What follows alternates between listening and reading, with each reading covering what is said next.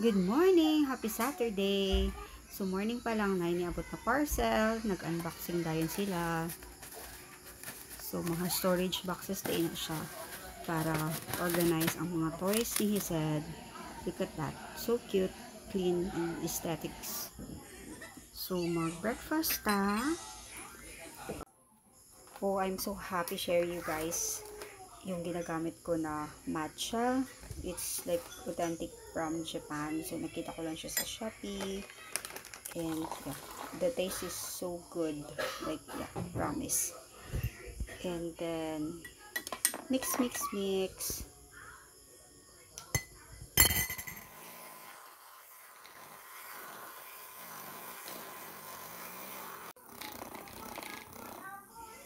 And then, let's add some milk para perfect. So, ayun. Hindi ko na na-videohan ang pag-prepare ko ng breakfast. Kasi, kapoy siya guys. And then, yun. Kumuha lang ako ng slice na mga veggies sa ref.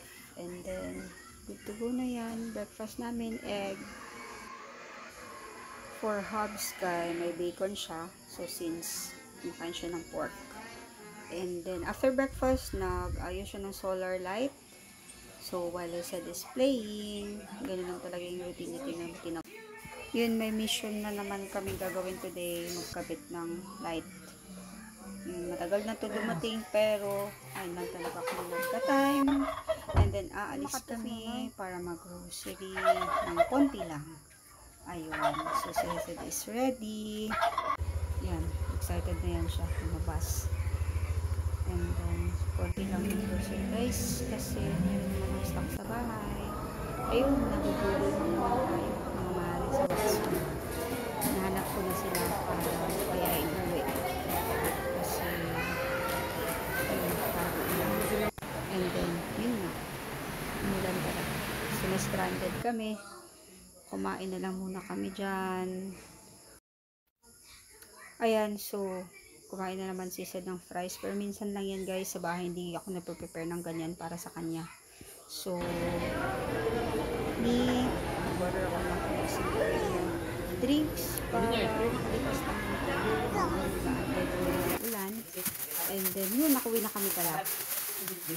Yung pagdating sa bahay, prepare agad ako ng dinner habang tahimik pa si Hised, nag-watch ng TV. So, yun lang pinamili ko guys. Super konti lang.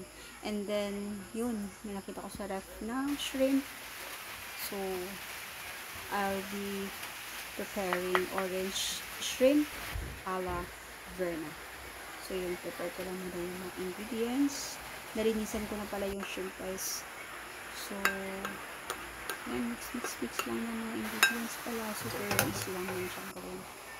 And then, yung pinigaan ko ng orange kasi orange chicken na naman siya.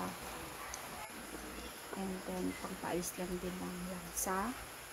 And then, para may aroma ng orange talaga. So, and then, prito ko na siya kasi na-butter naman na siya.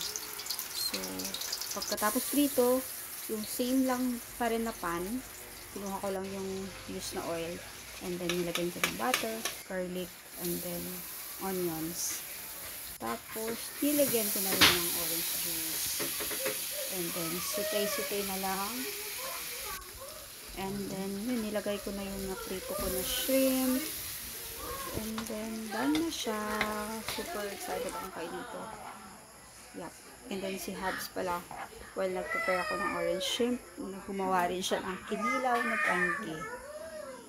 Kasi dalawa lang naman kami sa bahay. So, konti lang yung prepare namin na food. Kasi masasayang rin.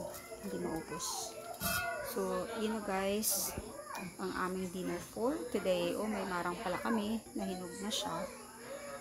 And then, look at that. So yummy. Ayun na nga. May intermission pa. Ganun lang talagang buhay. Minsan idaan mo na sa sayaw. And then, may makulit na bata. Tumatawag ng mama, baba. Ayun na ang aming day for today. Thank you for watching. See you next